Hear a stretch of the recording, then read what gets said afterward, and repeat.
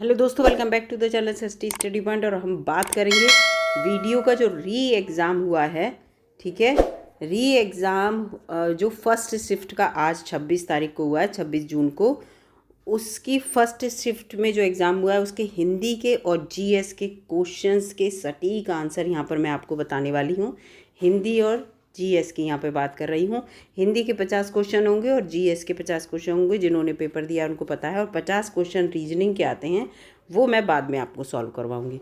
तो वीडियो में बने रहिएगा, बिल्कुल सटीक आंसर दूंगी और अपने अपने आंसर्स आप मिला लीजिएगा। ठीक है, जिसका ये वाला जो है पेपर हो, इस टाइप का क्वेश्चन जो है सेम ही होंगे, बस आगे पीछे थोड़े क्वेश्चन होते हैं।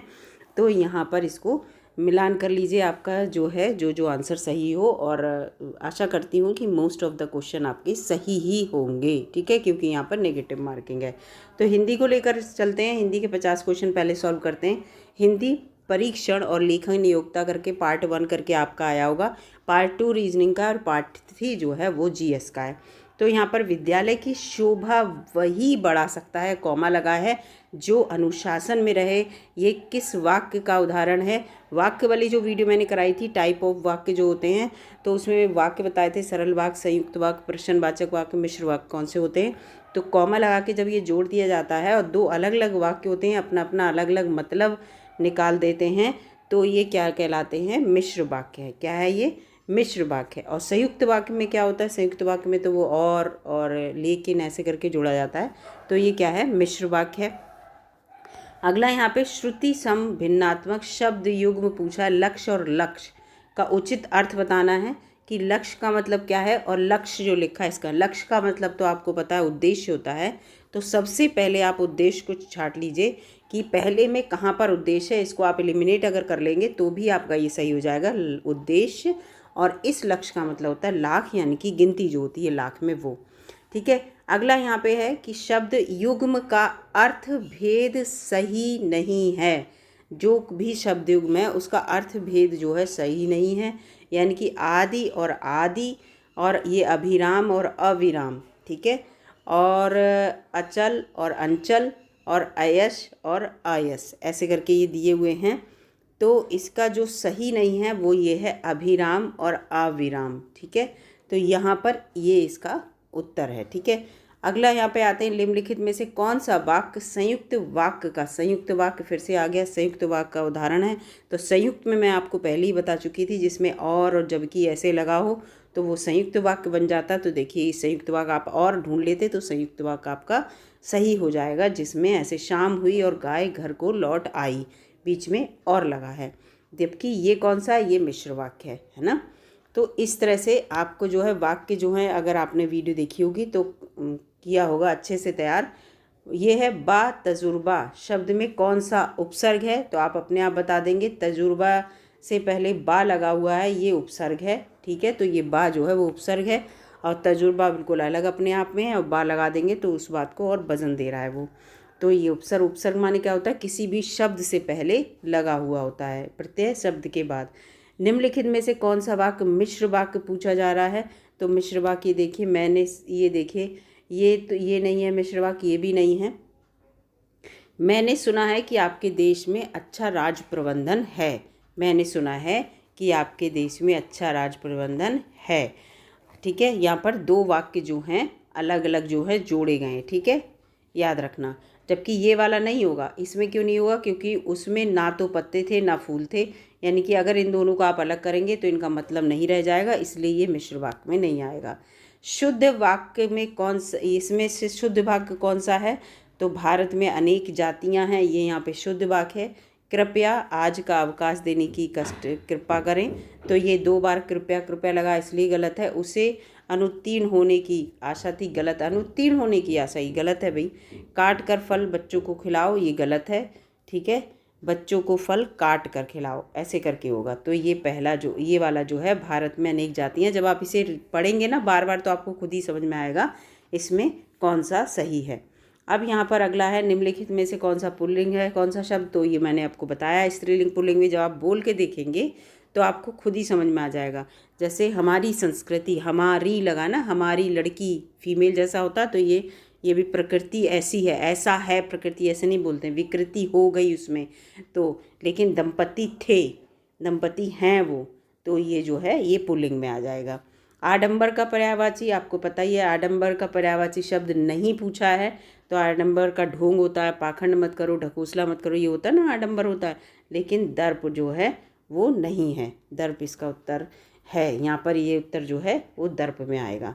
अगला अनुच्छेद को पढ़ना है, 10 से 14 तक का जो प्रश्न है वो इसी में होंगे। नहर व नदी पर जल के प्रवाह को रोकने के लिए बांध का उपयोग किया जाता है। बांध लघु, मध्यम और बड़े आकार के हो सकते हैं। बड़े बांधों का निर्माण करना अधिक जटिल है, उनमें निर्माण में अत्यधिक शक्ति, समय, धन खर्च होता है। बांध का निर्माण कंक्रीट, चट्टान, लकड़ी और मिट्टी से भी किया जाता है। भाखड़ा, नागर बांध, सरदार सरोवर, टिहरी बांध इत्यादि बड़े बांधों के उदाहरण हैं।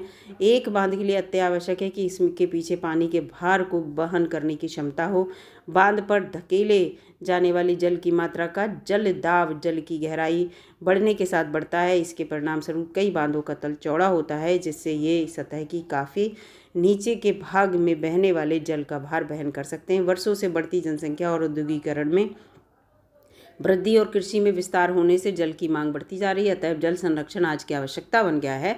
वर्षा जल संचयन मुख्यतः भवनों की छतों पर इकट्ठे हुए जल को भूमि में संरक्षित करके आगे काम में लेने की प्रक्रिया है।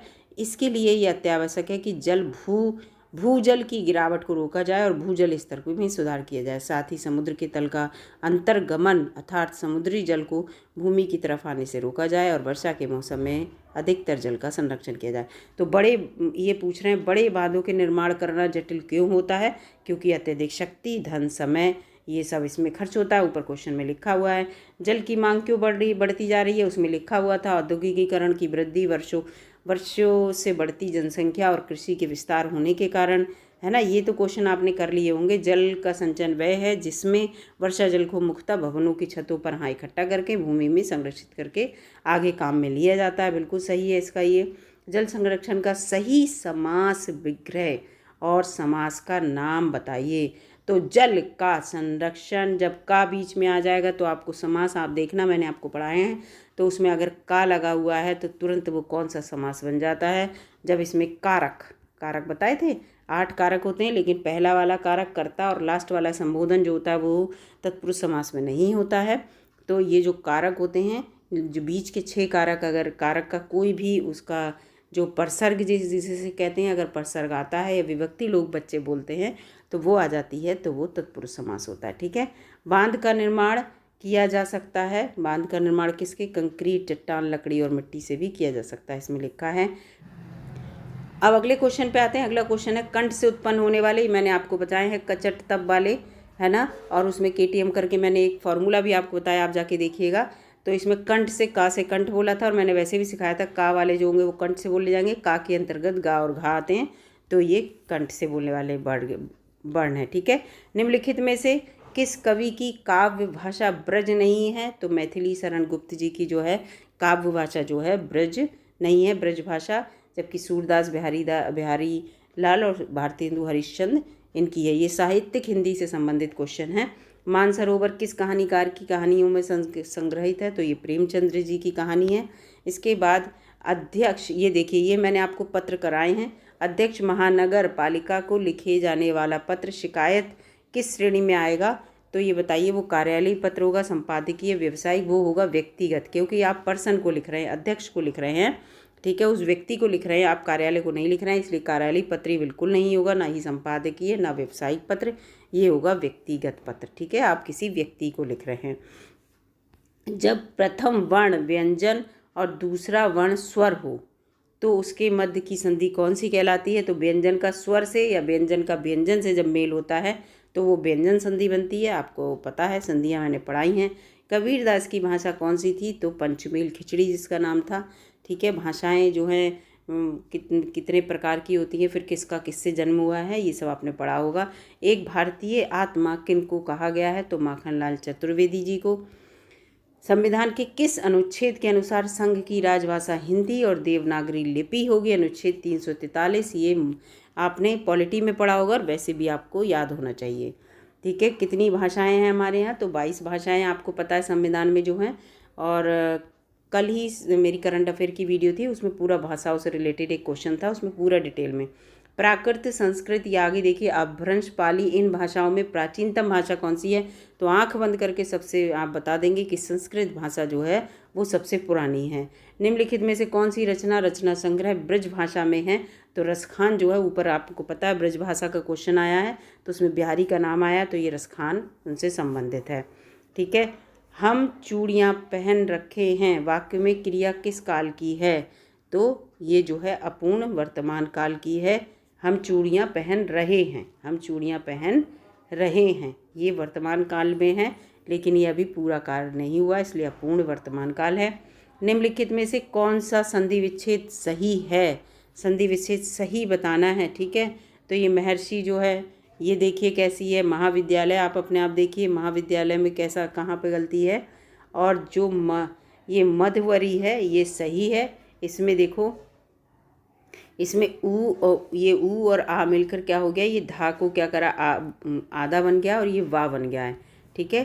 तो ये वाली संधि जो है वो ठीक है। ठीक है। निम्नलिखित संधियाँ मैंने पढ़ा रखी हैं, आप वीडियो जाके देखिएगा। यहाँ पर अगर समझाऊंगी तो वीडियो बहुत लंबी हो जाएगी। निम्नलिखित में अपादान कारक का प्रयोग किस विकल्प में नहीं हुआ है? तो पिताजी कार से गए हैं, इसमें अपादान कारक का प्रयोग नहीं हुआ। क्यों? क्योंकि अपादान कारक में क्या होता है, से जो लगा होता है वो बिल्कुल सेपरेट होने के लिए लगा होता है। जैसे हिमालय से यमुना निकली, हिमालय से एक बार वो छूट गई तो छूट गई, वापस हिमालय में नहीं जाएगी। बिल्ली छत से कूद गई, वह चूहे से डरता है, भागा चूहे से, तो ये पिताजी कार से गए, यानी कि कार लेकर ही गए हैं। तो से जो है यहाँ पर उसके साथ नहीं है। अपादान माने होता है अलग होने के लिए से किस कारक का विभक्ति चिन्ह होता है? तो से जो होता है वो आपने कर्ता ने कर्म को करण से, करण का भी होता है और अपादान का भी होता है। यहाँ करण दिया नहीं है तो अपादान इसका उत्तर होगा, अलग होने वाला। समझौता शब्द में कौन सा प्रत्यय लगा है? तो समझ प्लस औता, समझ प्लस औता लगा है, तो इसलिए यहाँ पर औता दिखा है। ठीक है। निम्नलिखित में से व्यष्टि शब्द का विलोम समष्टि होता है, ये आपको पता ही होगा, विलोम शब्द भी कराए थे। निम्नलिखित में से कौन सा समास का प्रकार सही नहीं है? तो समास का प्रकार ये जो है, ये पर्णकुटी जो है ये गलत है, क्योंकि आपको पता है द्वंद्व समास कौन सा होता है, जिसमें और लगाओ, माता या डैश लगाओ, माता पिता भाई बहन, है ना, आपस में द्वंद्व रहा हो, तो ये गलत है। जबकि पंचवटी सही है, दिगु में गिनती होती है, विद्या का भंडार तत्पुरुष है, कहा गया। यथा नियम, यथा लग गया तो ये अव्यय लग गया इसमें, तो ये अव्यय भाव समाज ही सही है, लेकिन पर्णकुटी जो है वो इसमें गलत दिया है। अब यहाँ पर ये दिया है, इसमें पूछ रहे हैं कि निहित रस कौन सा है? तो कभऊ हो यही रही नहीं रहोगे, इस क्या है ये देखिए, कभऊ हो यही रहनी रहोगे, रहोगो श्री रघुनाथ कृपालु कृपाते संत स्वभाव गहोगे गहोगो, ये लिखा है। जया लाभ संतोष सदा काहूँ सो कछु न चाहूँगो, मतलब इसमें बिल्कुल शांत है, कुछ न चाहने वाली बात है, अपने मन को जो है शांत करने की, तो इसलिए यहाँ पर शांत रस है। निम्नलिखित उदाहरणों में श्रृंगार रस आप बताइए कौन सा है? श्रृंगार रस का उदाहरण इसमें दिया है, तो पास ही मिलकर उगी है, बीज में अलसी अठीली, देहे की पतली कमर की लचीली। आपको पढ़ते ही एकदम लग रहा होगा कि ये श्रृंगार रस का उदाहरण है, श्रृंगार रस ने पढ़ा हो। ठीक है। इसमें कौन सा अर्थालंकार का एक अलंकार जो है, कौन सा अर्थालंकार का एक प्रकार है? तो अर्थालंकार में रूपक अलंकार होता है। ठीक है, याद रखिएगा। निम्नलिखित में से कौन मौन और संपन्न शब्दों के क्रमशः सही विलोम शब्दों का चयन रखिए? तो मौन और संपन्न का क्या होगा? मौन का होगा मुखर बोलने वाला और संपन्न का होता है विपन्न। तो यहाँ पर ये बिल्कुल सही दिया हुआ है। मूक मत लगाइएगा, मौन मौन माने भी शांत होता है, मूक माने भी शांत हो जाएगा, ये अपोजिट नहीं होंगे। किस वाक्यांश के लिए प्रयुक्त शब्द सार्थक है? जो बिना वेतन के काम करता है उसे अवैतनिक कहते हैं। ठीक है। और ये सर्वज्ञ नहीं, जो सब कुछ जहाँ सब जगह होता है वो होता है सर्वज्ञ, जो सब जानता है उसको कहते हैं सर्वज्ञ। ठीक है। तो ये सब यहाँ पे गलत है, जबकि ये सही है। तो ये प्रत्युत्पन्नमति शब्द के लिए सही वाक्यांश निम्नलिखित में से कौन सा है? जिसकी बुद्धि में तुरंत नई सूझ उत्पन्न हो जाए उसे कहते हैं प्रत्युत्पन्नमति। निम्नलिखित में से कौन सी वर्तनी शुद्ध है? तो आशीर्वाद, ये बताया था, वर्तनी शुद्ध वाले शब्द कराए थे, उसमें आशीर्वाद मैंने कहा भी था। ये आशीर्वाद जो शब्द है, ये जहाँ भी एग्ज़ाम होता है हिंदी में, तो जो परीक्षा बनाता है उसका बड़ा फेवरेट ये वर्ड है। निम्नलिखित में कौन सा विकल्प में पर्यायवाची युग्म सही नहीं है? तो जो पर्यायवाची उगम जो है सरोवर, पुष्कर, ये सही है। फड़ी, उरग, पुरंदर, अमरपति, जलधि और अम्बुद सही नहीं है, क्योंकि देखिए जल और धी और अम्बुद अपने आप बताना कि ये दा लग जाता है जिसमें जल के साथ, और जल के साथ धी लग जाता है, तो इन दोनों के मतलब बदल जाते हैं और ये दोनों ही अलग अलग लगे हैं, इसीलिए आप देखिएगा। और वैसे भी पर्यायवाची की एक वीडियो मैं चैनल पर अपलोड करने वाली हूँ इसको लेकर बहुत ज़्यादा। जल का अगर आपको पर्यायवाची पता है तो आप कमल के, आकाश के, मतलब कमल के, आकाश के, और तो ये जो है ये आप बहुत आसानी से बना लेंगे, ठीक है। और जलज, जैसे जलज लग जाएगा, जा लग जाए जल में तो भी ठीक है, धी लग जाए और द लग जाए, ये तीनों आप यहाँ पे देखिएगा क्या क्या अंतर होता है। तो ये जो है दोनों अलग हैं, इस चीज़ को मैं यहाँ पे आपको बता दूँ। निम्नलिखित में से तत्सम शब्द में तत्सम शब्द कौन सा है? तो तत्सम मैंने आपको बताया था जिसमें ऋ की मात्रा लगी हो, शा बना हो, ये शा बना हो, तो इसमें अपने आप पकड़ लेना ये क के नीचे ऋ की मात्रा लगी थी। अगर आपको पता भी नहीं था तो भी आप बता देते, कृपा है, ठीक है। अब यहाँ पर निम्नलिखित में से कौन सा शलाखा का तद्भव रूप कौन सा है? तो शलाखा बताया है मैंने, सलाई है उसका, ठीक है, सलाई को कहते हैं शलाखा। निम्नलिखित में से तत्सम और तद्भव में कौन सा सही युग्म है? सही युग्म नहीं है, सही युग्म नहीं है, ठीक है। तो तत्सम और तद्भव में देखो बधू को बहू, तो यहाँ पर देखिए ये तो सब सही है, लेकिन ये पौत्र और पुत्र जो है वो पुत्र माने तो अपना ही पुत्र होता है और पौत्र जो होता है पुत्र का पुत्र होता है, तो ये जो है ये गलत है यहाँ पर, ठीक है। तरनी, तनुजा, तट, तमाल, तरुवर, बहुछाय, ये तो आपने बचपन से इसको पढ़ा होगा, तो इसमें अनुप्रास अलंकार है, त बार बार रिपीट हो रहा है, तो इसलिए इसमें कौन सा है? अनुप्रास अलंकार है। तिथि शब्द का बहुवचन बताइए। तिथि का तिथियाँ होता है, आपने बहुत पढ़ा भी होगा। घर का विधि लंका ढाई, कहावत क्या है? इसका मतलब क्या है?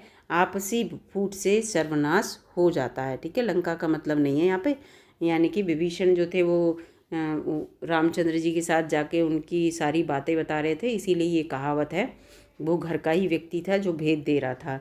ठठेरा शब्द का स्त्रीलिंग निम्न में से कौन सा होगा? ठठेरिन होगा।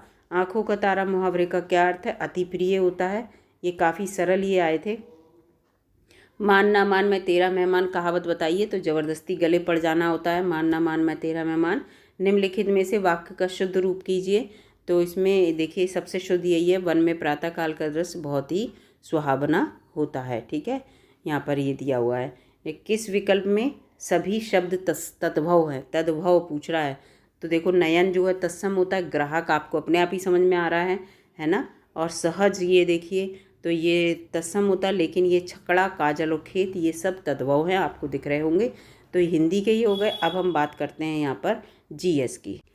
जीएस के क्वेश्चन भी यहाँ पे काफ़ी अच्छे थे। पार्ट 3 में ये देखिए यहाँ पे आए हैं सामान्य जानकारी के। तो अगर आपको सामान्य जानकारी का काफ़ी, अगर थोड़ा भी आपने ज़्यादा गहराई से नहीं थोड़ा भी पढ़ा है तो उसमें काफ़ी क्वेश्चन थे। निम्नलिखित में से कौन सा कानून भोपाल गैस त्रासदी के तुरंत बाद लागू हो गया था? ठीक है, तो भोपाल गैस त्रासदी में जो गैस रिसी थी, बहुत सारे लोग मर गए थे, तो उसके तुरंत बाद पर्यावरण संरक्षण अधिनियम 1986 लागू हो गया था। तो आप इससे भी लगा सकते हैं, ईयर से लगा सकते हैं, ठीक है। वो 84-85 की बात है, 1984-85 की बात है, फिर तुरंत ही 86 में इसको लागू कर दिया गया था, तो इससे भी आप इसको लगा सकते हैं। हाल ही में भारतीय मूल के अजय बंगा को निम्नलिखित में से किस संस्थान का 14वां अध्यक्ष नियुक्त किया गया है? तो विश्व बैंक का उन्हें नियुक्त किया गया है अजय बंगा को।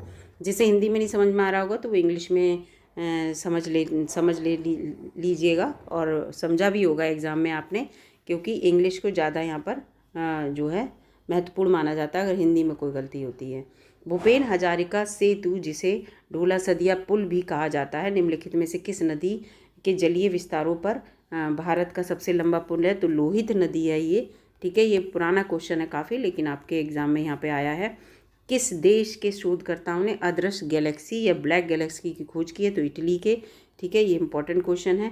ये वाला क्वेश्चन करंट अफेयर की वीडियो में था, ये वाला जल जन अभियान की वर्चुअली पीएम ने कहाँ पे उद्घाटन किया था? तो राजस्थान के एक गाँव से।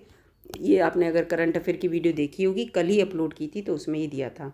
निम्नलिखित में से किस राज्य ने मेरो रुख मेरो संतति नई हरित पहल की शुरुआत की है? तो सिक्किम ने की है। ठीक है। और इसके साथ निम्नलिखित में से कौन सा देश रामायण से जुड़े स्थलों की पहचान कर भारत के लक्षित पर्यटन को बढ़ावा दे रहा है? तो श्रीलंका है ये। ठीक है, रामायण से रिलेटेड आप अपने आप भी लगा लेते कि राम जी श्रीलंका से संबंधित भी थे, तो इस चीज़ को आप ऐसे जोड़ कर सकते थे। भारतीय सेना ने निम्नलिखित में से किस राज्य में सबसे अधिक ऊंचा प्रतिष्ठित राष्ट्रीय ध्वज स्थापित किया है? ये भी बहुत इंपॉर्टेंट है, जम्मू कश्मीर में। ये भी करंट अफेयर की, चाहे आज वीडियो गई हो चाहे कल, उसमें ये क्वेश्चन था। ठीक है, शायद 103 मीटर है या फीट है, ऐसा कुछ है, आप देखिएगा, उसमें एक क्वेश्चन था। केंद्रीय मंत्री श्री नरेंद्र सिंह तोमर ने निम्नलिखित में से किस स्थान पर भारतीय चारागाह और चारा अनुसंधान संस्थान में बीज प्रसंस्करण और भंडारण की सुविधा का उद्घाटन किया? तो वह झांसी में। ठीक है, ये वाला क्वेश्चन है, लेटेस्ट है, बिल्कुल मार्च या अप्रैल का है, अप्रैल का है क्वेश्चन। ठीक है, झांसी में ये की है। उत्तर प्रदेश सरकार ने खेलो इंडिया योजना के तहत जिलों में जिलेवार ODOS एक जिला एक खेल में शामिल करने के लिए केंद्र सरकार की सहमति ली है। तो कितने जिलों में? तो 10 जिलों के लिए। कितने? 10 जिलों के लिए। ये इंपॉर्टेंट क्वेश्चन। ऑपरेशन सद्भावना भारतीय सेना के द्वारा किस राज्य केंद्र शासित प्रदेश में शुरू किया गया? लद्दाख में। ये भी करंट अफेयर की वीडियो में है, लद्दाख के लिए है, और लद्दाख में इसको किया गया है सद्भावना, जबकि ये इसकी शुरुआत जो है 1998 में JNK से हुई थी, ऑपरेशन सद्भावना। इसको याद रखिएगा, ये जो है भारतीय सेना है उसके द्वारा शुरू किया गया है। भारत के निम्नलिखित में से किस राज्य में दुनिया के सबसे लंबे रेलवे प्लेटफॉर्म का उद्घाटन किया गया? कर्नाटक में। ये भी है, ये भी क्वेश्चन में वीडियो आप चैनल पे है, उसको आप देखिएगा। कर्नाटक में पूरा प्लेटफॉर्म का नाम भी, वो रेलवे स्टेशन का नाम भी है। इसमें दिया है पूरा यहाँ पर, जब नकद आरक्षित अनुपात CRR द्वारा बढ़ाया जाता है तो यह क्या कहलाता है? अर्थव्यवस्था में पैसे की आपूर्ति में कमी लाएगा। ठीक है, ये पूरा यहाँ पे दिया है। इसके बाद उत्तर प्रदेश के किस जिले में बालिकाओं को उनके जीवन के विभिन्न चरणों में सशर्त रोकड़ हस्तांतरण प्रदान करने के लिए प्रधानमंत्री कन्या सुमंगला योजना शुरू की गई? तो ये लखनऊ में शुरू की गई। अगला यहाँ पे क्वेश्चन है, यहाँ पे देखिए कि भारतीय संविधान में सामाजिक समानता का अर्थ क्या होता है? समाज के सभी वर्गों के लिए समान अवसर देना, ये होता है। ठीक है, सामाजिक समानता का। ठीक है, विश्व मौखिक स्वास्थ्य दिवस, वर्ल्ड ओरल हेल्थ डे। अब आप खुद देखिए कि कितने अलग से डेज आने लगे हैं। ये 20 मार्च को मनाया जाता है, कितना अलग सा ये डे है। हम लोग क्या करते हैं, नॉर्मल जो डे होते हैं वो याद करते हैं। पशुपति मोहर सिंधु घाटी सभ्यता में, ये मोहनजोदड़ो में मिली है। ठीक है, निम्नलिखित में से कौन सा देश बैंकॉक थाईलैंड में APPU Asian Pacific postal union का प्रभार लेता है? तो वो है भारत लेता है। ये इंपॉर्टेंट है, भारत। मैंने कहा था भारत से रिलेटेड कोई क्वेश्चन छोड़िएगा मत करंट अफेयर में। निम्नलिखित में से किस राज्य में विश्व में सबसे बड़ा नदी द्वीप स्थित है? असम में। आपको पता ही है नदी द्वीप जो है उसका नाम बताइएगा। ठीक है, माजुली नाम है उसका, बताइएगा आप। निम्नलिखित में से कौन से शरीर की सबसे छोटी हड्डी है? स्टेपीज, कान में पाई जाती है। ये भी आपको, ये बहुत सरल क्वेश्चन है, आ गया यहाँ पे। लाफिंग गैस भी बहुत सरल है, यहाँ पे नाइट्रस ऑक्साइड होती है, N2O। निम्नलिखित में से कौन सा विटामिन लाल रक्त कणिकाओं के निर्माण के लिए महत्वपूर्ण है? तो विटामिन B12 होता है। अगर इसकी कमी हो जाए तो एनीमिया की बीमारी हो जाती है। मिश्वी जनजाति कहाँ पाई जाती है? आंख बंद करके आप कर देंगे, अरुणाचल प्रदेश में पाई जाती है। बहुत सरल करंट अफेयर। मैंने क्या कहा था आपसे, अगर आपने करंट अफेयर बहुत हल्का भी पढ़ रखा होगा तो भी काफ़ी क्वेश्चन आपके सही हो जाएंगे। गारो खासी किस राज्य में पाई जाती है? मेघालय में। गारो खासी जयंतिया जो है उनकी पहाड़ियाँ हैं। निम्नलिखित में से कौन सा पहला और सबसे बड़ा निक्षेपागार है जो वर्तमान भारत में कार्यरत है? तो वो है NSDL। क्या है? NSDL। ठीक है, ये देखिए, लार्जेस्ट डिस्पोजरी प्रेजेंटली ऑपरेशनल, मतलब डिस्पोजल के लिए। भारतीय संविधान की किस अनुसूची में पंचायतों की शक्तियों का वर्णन है? पंचायती चुनाव हुए थे, इससे संबंधित क्वेश्चन आने की पूरी उम्मीद थी, तो ये 11वीं अनुसूची में है। ये अनुसूची मूल संविधान में नहीं थी, बाद में जोड़ी गई थी। ठीक है, विश्व प्रसिद्ध मथानिया मिर्च किस राज्य से संबंधित है? तो वो राजस्थान से संबंधित है, मथानिया मिर्च। अगला है यहाँ पर, पानी के दबाव की स्थिति में उगने वाले पौधे किस नाम से जाने जाते हैं? तो वो ज़ीरोफाइट्स होते हैं। अगला यहाँ पे क्वेश्चन है, देखिए, संविधान के कौन से अनुच्छेद में राष्ट्रीय अनुसूचित जाति आयोग का उल्लेख है? तो 338 में, बहुत इंपॉर्टेंट है। 338A में अनुसूचित जनजाति है और 338B में जो है OBC को लाया गया है। ठीक है, इस चीज़ को पूरा आप पढ़ लीजिएगा। निम्नलिखित में से कौन सा 5वीं पीढ़ी के कंप्यूटर के नाम की नींव है? तो VVLS1। टोडरमल को निम्नलिखित में से किस नाम से जाना जाता है? तो मुसाफिर दीवान, मुसाफिर दीवान के नाम से जाना जाता है। और ये बताना टोडरमल मल किसके नवरत्नों में से एक थे। कमलकारी चित्रकला का संबंध किससे? दक्षिण भारत में हाथ से रंगा हुआ सूती कपड़ा इससे संबंधित है। फिर अगला यहाँ पे क्वेश्चन है कि चोल साम्राज्य के संस्थापक निम्नलिखित में से कौन थे? तो विजयालय चोल थे। चोल शासन आपने पढ़ा होगा। तो फिर इस क्वेश्चन का जो है यहाँ पर आंसर नहीं दिया गया है। गांधी जी ने किस घटना के कारण असहयोग आंदोलन का आह्वान किया था? आह्वान माने शुरू किया था, ठीक है। तो इसको जो है यहाँ पर आह्वान किया था असहयोग आंदोलन का। तो ये जो है इस क्वेश्चन को छोड़ देते हैं, लेकिन इसका जो उत्तर होगा वो साइमन आयोग की नियुक्ति होगा, ठीक है। इसको रिलेटेड होगा, साइमन वापस जाओ, साइमन वापस जाओ, ये आप देख लीजिएगा ये वाला। फिर है ब्लिट्स शब्द निम्नलिखित में से किस खेल से संबंधित है? तो ये शतरंज से संबंधित है। फिर यहाँ पर है दुनिया की पहली स्वचालित चालक रहित ट्रेन अनावरण किस देश में किया गया? तो ये जर्मनी में किया गया। फिर यहाँ पर है ये देखिए, 6ठी से 4थी शताब्दी तक निम्नलिखित में से कौन सा सबसे शक्तिशाली महाजनपद था?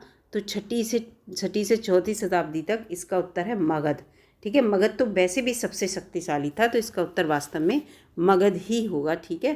तो इसका उत्तर यहाँ पर मगध होना चाहिए। वैसे ही इसको करेक्ट कर लिया जाएगा बाद में, ठीक है, क्योंकि मगध सबसे शक्तिशाली राज्य था। अगर ये पूछा जाता है कि महाजनपदों में जितने भी महाजनपद थे उन महाजनपदों में सबसे शक्तिशाली कौन से थे, तो वो मगध माना जाता है, ठीक है। महाजनपद आपने पढ़े होंगे। फिर यहाँ पर है दलमा अभ्यारण्य निम्नलिखित में से किस राज्य में है? तो ये झारखंड में। देखो दलमा नाम आया, आपने और पढ़े होंगे। माई लाइफ किसकी आत्मकथा है? ये बिल क्लिंटन की है। माई लाइफ जो है आत्मकथा। भारत का कौन सा राज्य किसी भी अंतर्राष्ट्रीय सीमा को नहीं छूता है? तो वो तेलंगाना है। अंतर्राष्ट्रीय सीमा को नहीं छूता। तेलंगाना किससे अलग हुआ है? तो तेलंगाना जो है वो आंध्र प्रदेश से अलग हुआ है, इसलिए ये जो है थोड़ा अंदर की ओर है। जिस तेलंगाना की राजधानी हैदराबाद है। जिस ग्रह में सबसे अधिक वलय होते हैं आपको पता है वो शनि होता है, तो इसको ज़्यादा सोचने की ज़रूरत नहीं है, वलय होते हैं इसमें। ये 142वां क्वेश्चन देखते हैं कि शोषण के विरुद्ध अधिकार में कौन सा निषेध शामिल नहीं है? तो जो है वो है अस्पृश्यता का निषेध, ठीक है, शोषण के विरोध में।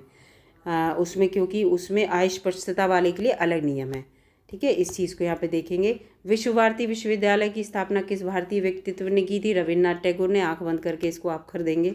निम्नलिखित में से कौन सा देश उत्तरी अटलांटिक संधि संगठन नाटो का 31वां सदस्य बना? इंपॉर्टेंट क्वेश्चन है, करंट अफेयर में ही मैंने बताया भी था, फिनलैंड, ठीक है। देखिए कितने अच्छे क्वेश्चन आए हैं। हाल ही में भारत द्वारा स्थायी नामक स्वाति नामक एक मोबाइल आर्टिलरी लोकेटिंग चरणबद्ध सरणी रडार प्रणाली विकसित की गई है। उस रडार का विशिष्ट प्रकार क्या है? हथियार का पता लगाने वाला रडार है, ठीक है। स्वाति, ये देखिए स्वाति नाम है इसका, हथियार का पता लगाने वाला। होला मोहल्ला एक त्यौहार है जो योद्धाओं, बहादुरी, जीत और गौरव और निडरता के बारे में किस भारतीय राज्य में मनाया जाता है? तो वो पंजाब में मनाया जाता है। फिर अगला यहाँ पे आ जाते हैं क्वेश्चन। हाल ही में भारत के सर्वोच्च न्यायालय ने युगल को संविधान के किस अनुच्छेद के तहत विवाह के असुधार्य विच्छेद के आधार पर तलाक का अधिकार दिया है? तो अनुच्छेद 142(1) के तहत, ठीक है। केंद्रीय गृह मंत्री अमित शाह ने किस क्षेत्र में उल्लेखनीय कार्य के लिए अप्पा साहेब धर्माधिकारी को महाराष्ट्र भूषण पुरस्कार दिया है? तो सामाजिक कार्य के लिए दिया है उन्हें, ठीक है। अभी देखिए महाराष्ट्र का क्वेश्चन आ गया। आप सोचेंगे कि यूपी में महाराष्ट्र का क्वेश्चन। बारालाचा दर्रा निम्नलिखित में से किन दो राज्यों केंद्र शासित प्रदेशों को जोड़ता है? तो हिमाचल प्रदेश और लद्दाख को। देखिए दर्रे भी आए हैं इसमें। निम्नलिखित में से कौन सी चट्टान अत्यधिक ताप या दबाव द्वारा रूपों में परिवर्तन दर्शाती है? तो वो कायांतरित होती है। अपने आप भी आप कर देते कायांतरण, जिसमें परिवर्तन हो जाए। तो ये देखिए 150 क्वेश्चन यहाँ पर, मतलब 50 मैंने आपको हिंदी के करा दिए और 50 जीएस के 100 क्वेश्चन करा दिए।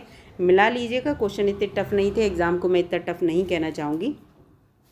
अगर आपने अच्छे से तैयारी की है तो आपका डेफिनेटली यहाँ पर सिलेक्शन हो जाएगा। पोस्ट बहुत सारी हैं, बस आशा बनाए रखिए। रीजनिंग और चेक कर लीजिएगा, और नहीं तो आंसर जो है ऑफिशियल आंसर की आ जाएगी, तब भी आपको पता चल जाएगा। वीडियो अगर अच्छी लगी हो तो लाइक कीजिएगा, चैनल पर नए हो तो सब्सक्राइब कीजिएगा।